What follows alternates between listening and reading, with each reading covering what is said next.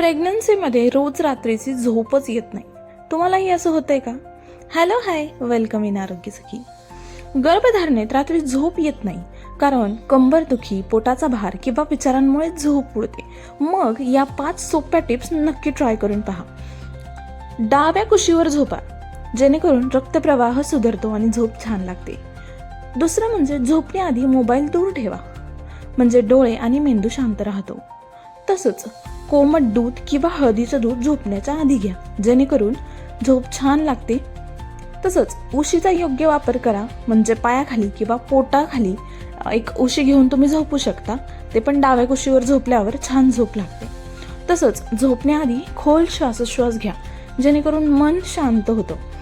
So हे सगळे उपाय नक्की ट्राय करून बघा. काय तुमचे अनुभव असतील ते कमेंट्समध्ये मला नक्की सांगा.